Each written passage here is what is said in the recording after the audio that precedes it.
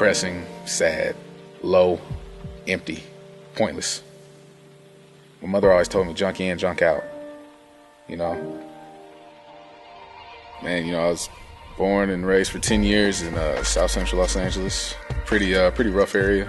My mom always made sure that I knew some kind of, she always made sure that I knew who God was. We didn't even have gas, you know what I mean? We couldn't even cook food, you know what I mean? I had to buy a lot of non-perishable foods and things like that. And I said, you know, if this God that my mom is talking about, if he really loves us, why are we suffering like this, you know, when the people across town are, you know, living large and everything?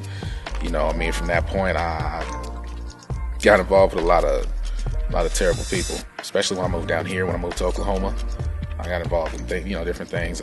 Did drugs for a little while, hanging out with girls I shouldn't have hung out with, and it was the addictions, you know, the different addictions that I had that really shaped who I was, and you know, I pulled so much farther away than I should have.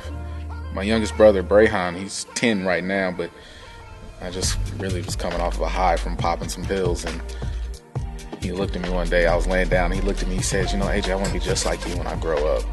I said, "That's great, man, but I want you to be better than me." The main thing that really when I hit rock bottom was the day after I graduated. I was put in the hospital. I had meningitis, and the doctors, they looked at me and they said, "Man, you know, if you would have waited probably another day, you would have died."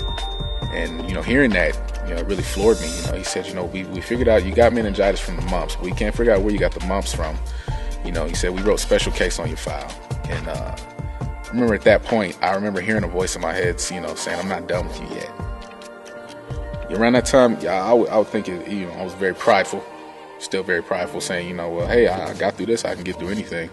6 months after that, I read a Bible verse, and I was talking to my friend about it, and they said, "Dang, AJ, you should be a pastor, man. You should do something like that." And I said, "Nah, quit playing."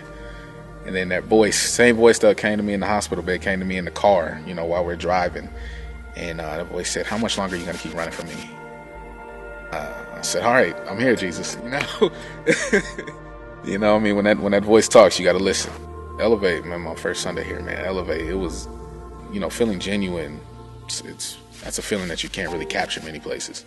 Being here, you know, being in that position as a leader, you know, I wouldn't trade it for the world. I wouldn't trade the experience for the world. I wouldn't trade that youth group. They've helped me become a better older brother for my younger siblings. You know what I mean? Changed, fulfilled, purposeful, joyful. Probably most important of all, it was directed. You know, I had some kind of direction in my life.